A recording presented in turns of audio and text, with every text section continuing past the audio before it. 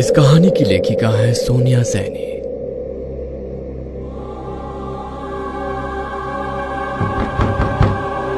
पिछले भाग में आपने देखा कि मोहन को उसकी मरी हुई पत्नी दिखाई देने लगी है और उसने अपनी पत्नी को वादा किया है कि वो अमावस्या की रात उसके साथ चला जाएगा। मोहन की माँ वसुंधरा ये जानकर सदमे में आ गई। अब आगे देखो मोहन के बापू, आपको उसी तांत्रिक के पास जाना चाहिए जिसने कुएं की बाधा का उपाय बताया था। वही मेरे बेटे को बचाने के लिए कुछ न कुछ उपाय बताएगा। जो भी करना है जल्दी करो, वरना बहुत बड़ी अनहोनी हो जाएगी। मेरा दिल कहता है वो इतनी आसानी से इसका पीछा नहीं छोड़ेगी। देख नहीं रहे हैं कैसे ये मोहन अपनी सुध बुध खोए बैठा है। वसुंधरा के कहने पर मोहन का पिता तांत्रिक के पास पहुंचता है और उसे सारी बात बताता है। जो लक्षण तुमने अपने बेटे के बताए, उन्हें सुनकर तो ऐसा लगता है कि आपका बेटा उस स्त्री के सम्मोहन में ऐसा बंधा है कि तुम्हारे कहने पर भी वो मेरे पास यहाँ नहीं आएगा।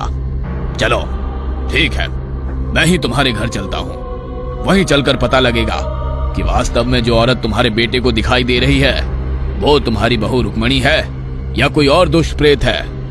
बाबा अपने तंत्र का कुछ सामान लेकर वसुंधरा के घर की ओर चल देता है।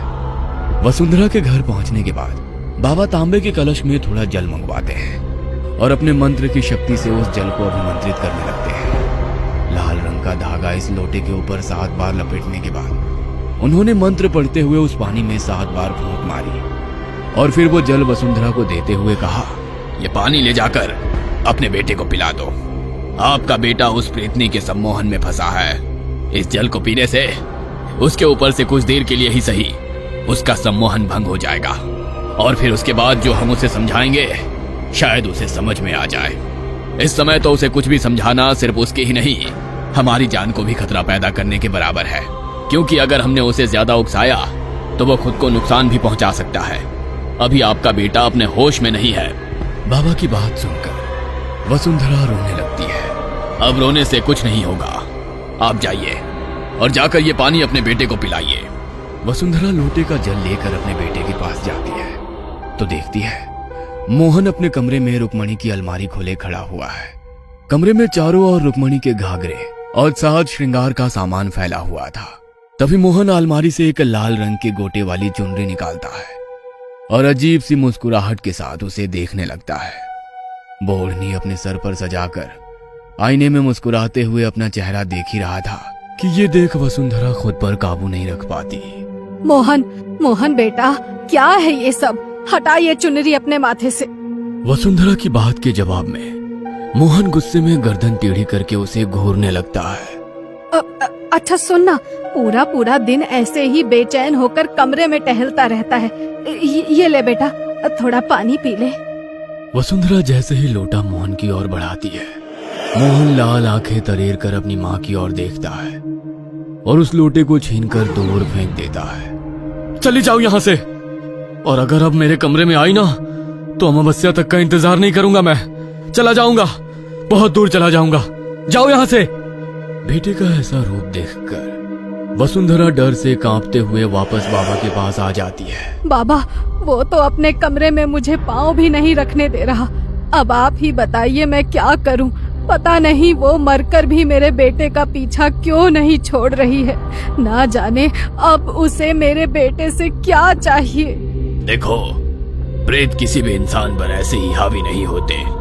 प्रेत वचन के पक्के होते हैं। इसलिए पहले के जमाने में बड़े बुजुर्ग कहते थे, देर रात गए अगर कोई अनजान मिल जाए तो उसकी बात का जवाब मत देना। हमारे मुंह से कहलाकर वो वचन से बंध जाते हैं। जरूर तुम्हारा बेटा भी उसे कुछ वचन दे चुका है, इसलिए वो 24 घंटे उसके सम्मोहन में घिरा हुआ है। अब जब तक वो अपना वचन पूरा नहीं कर देता, वो प्रेत उस पर ऐसे ही हावी रहेगा। हाँ बाबा, कहता है रुक्मणी को वादा किया है कि अमावस्या के दिन उसके साथ चला जाएगा। जब तक रुक्मणी जीवित थी वो मोहन की पत्नी थी, लेकिन अब वो प्रेत योनि में चली गई है। एक बात का ख्याल रखना, प्रेत किसी के सगे नहीं होते। आपका बेटा अभी उसके मोह में बंधा है। वो जिसे अपनी आंखों के सामने देखता है उसके लिए वो उसकी पत्नी है, लेकिन रुक्मणी के लिए मोहन अब बस एक शिकार है, उससे ज्यादा कुछ भी नहीं। अब आप लोग वैसा ही करो जैसा मैं कहता हूँ। आपकी बहू सुहागन थी। अंतिम संस्कार करते समय सभी रस्में निभाई थी आपने। उसका कोई ऐसा प्रिय सामान तो नहीं जो अभी भी घर में ही हो? उसे सजने संवरने का शौक था। पूरा कमरा भरा पड़ा है उसके कपड़े और जेवरों से। क्या रखे क्या फेंके, उसे तो सब प्रिय था। अभी तो कुछ भी नहीं हटाया है। ठीक है, खूब सुंदर श्रृंगार का सामान, गजरा, इत्र सब मंगवाओ और लाल जोड़ा भी। आज रात किसी तरह अपने बेटे की चारपाई घर के अंदर ही लगवाना। वो हट करेगा, लेकिन तुम्हें संभालना होगा उसे। अंधेरा होने लगे तब वो सारा सामान मोहन के हाथ कुएं की मुंडेर पर रखवा देना। कुछ पल के लिए ही सही, खुशबू से खींचकर वो मोहन को छोड़कर उस सामान के पास जरूर आएगी। बस उसी समय हमें घर को बांधना होगा ताकि फिर वो घर के अंदर ना आ पाए। अगर हम इतना करने में कामयाब हो गए तो समझो अभी के लिए तो मुसीबत को टाल दिया हमने। सबसे बड़ी बात, मोहन और इस घर पर वो अपना अधिकार समझती है। उसका जुड़ाव इन्हीं दोनों में सबसे ज्यादा है। इसलिए अगर हम उसे इस घर और मोहन से दूर कर देंगे तो हो सकता है वो वापस चली जाए। बाबा का बताया उपाय कठिन तो था, लेकिन एक आस जागने लगी थी कि शायद एक बार हिम्मत करने से उनका बेटा इस प्रेतात्मा से आजाद हो जाए। धीरे धीरे सूर्य अस्त हो रहा था और रात की कालिमा दिन के प्रकाश पर हावी हो रही थी। देखते ही देखते सूरज गायब हो गया और चारों ओर रात का अंधेरा और चुप्पी सी फैल गई। मोहन बेटा, ये देख मैं क्या लेकर आई हूँ। देख बेटा, जिस दिन रुक्मणी हमें छोड़कर गई, तुम्हारे ब्याह की सालगिरह थी उस दिन। मैं रुक्मणी को ये तोहफा देकर अपनी गलतियों की माफी मांगने आई हूँ। देख देख, उसे बहुत पसंद था ना ये सब। जा जा, ये सामान कुएं पर रखा, उसे अच्छा लगेगा। कोई माफी नहीं मिलेगी। रुक्मणी कुएं में खुद नहीं कूदी थी। तेरे तानों ने उसे कुएं में धकेला था और एक एक करके सबको अपने कर्म भोगने पड़ेंगे। किसी को माफ करेगी रुक्मणी। देख बेटा, बहू ने मुझे माफी मांगने का मौका ना दिया, लेकिन मैं बस ये आखिरी तोहफा उसके लिए लाई हूँ। तू एक बार ये सारा सामान उस कुएं पर रखा, फिर जो होगा मुझे स्वीकार है। किसी तरह मनाकर वसुंधरा अपने बेटे को बाहर कुएं पर श्रृंगार का सामान रखने के लिए भेज देती है। मैं महसूस कर सकता हूँ कि रुक्मणी अभी घर से बाहर निकल गई है। मतलब वह सुगंध से आकर्षित होकर कुएं पर गई है। तब तक तुम दीवारों पर ये लिख दो। और हाँ, अभी मोहन पर उसके सम्मोहन का असर नहीं है। इसी समय उसके हाथों की हल्दी की छाप दरवाजे के दोनों ओर दीवार पर लगवा देना। बाबा, लेकिन ये क्या, इससे वो अंदर नहीं आएगी? हाँ, पहले मोहन के गले में ये धागा बांध दो और जल्दी जाओ और जाकर दीवार पर बड़ा बड़ा लिख दो, स्त्री कल आना। ज्यादा सोचे समझे बिना वसुंधरा ने जल्दी दीवारों पर नालेबा यानी कि कल आना लिखवा दिया। उस दिन के बाद हर रात को किसी औरत के रोने और जोर जोर से दरवाजा पीटने की आवाज वसुंधरा के परिवार को सुनाई देती रही, लेकिन अब दरवाजे पर जाने का साहस कोई नहीं दिखाता था। वसुंधरा जानती थी मोहन रुक्मणी से मिलने को छटपटाएगा, इसलिए उसे उसके कमरे में बांध कर रखा हुआ था। कुछ दिनों तक ऐसे ही दरवाजा खटखटाने के बाद एकाएक रुक्मणी का आना बंद हो जाता है। मोहन और वसुंधरा को यह यकीन हो चला था कि अब रुक्मणी चली गई है और शायद कभी लौटकर नहीं आएगी, इसलिए मोहन भी अब रुक्मणी के गम को भूलने लगा था। कुछ दिनों बाद आधी रात के समय महेश के दरवाजे पर दस्तक हुई। इतनी रात गए, कौन ऐसे जोरों से दरवाजा पीट रहा है? मैं देखता हूँ। ए जी, दरवाजा खोलने से पहले एक बार पूछिए ना कि कौन है, वो भी इतनी रात को। मुझे तो डर सा लग रहा है। कैसी भयानक सी आवाज है। ये किसी इंसान के रोने की आवाज तो नहीं लगती।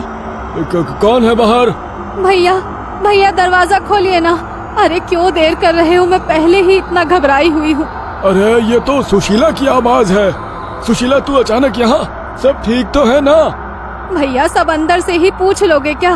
दरवाजा खोलो ना पहले, बाहर बहुत अंधेरा है। अपनी इकलौती बहन की ऐसे घबराई सी आवाज सुनने के बाद महेश अपने आप पर काबू नहीं रख पाता और दरवाजा खोल देता है। दरवाजा खोलकर उसने देखा तो पाया कि बाहर तो कोई भी नहीं है।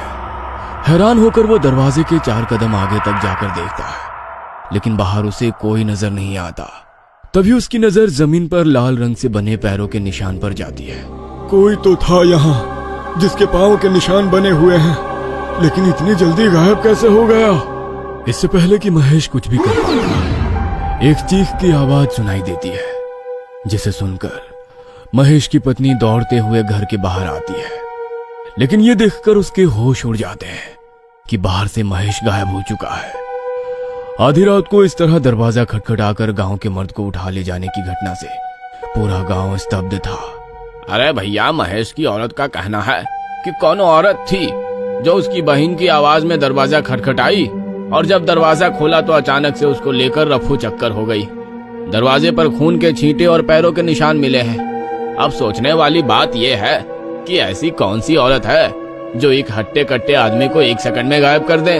मानो ना मानो, हमको तो ये कुछ ऊपरी चक्कर लगता है। अरे महेश सीधा साधा आदमी था, उसकी ऐसी किसी से कौन सी दुश्मनी थी कि कोई उस पर अपनी रंजिश निकालेगा। काका की बात से गांव के सभी लोग सहमत थे। गांव के लोग महेश का पता लगाने की बहुत कोशिश करते हैं, लेकिन उसका नामो निशान तक नहीं मिलता। 3 दिन बाद गांव में ही रहने वाला केसर अपने बड़े भाई को बस में बिठाकर वापस गांव लौट रहा था। लौटते हुए उसे थोड़ी देर हो गई थी। जब से महेश के साथ वो घटना हुई थी, दिन ढलने के बाद गांव के लोग घर से बाहर नहीं निकलते थे। केसर तेज कदमों से अपने घर की ओर बढ़ रहा था कि तभी खेतों की ओर से उसे पीछे किसी के कदमों की आहट सुनाई देने लगती है। आहट सुन के डर के मारे केसर का खून जम रहा था। केसर जितना तेज चलता, उसका पीछा कर रहे कदमों की आहट और तेज होती जाती। अचानक केसर को किसी औरत के हंसने की आवाज सुनाई देती है।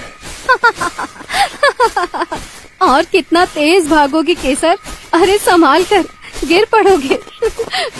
केसर को यह आवाज कुछ जानी पहचानी लग रही थी, लेकिन रात के अंधेरे में सुनसान रास्ते पर चलते हुए फिलहाल उसके सोचने समझने की शक्ति खत्म हो चुकी थी।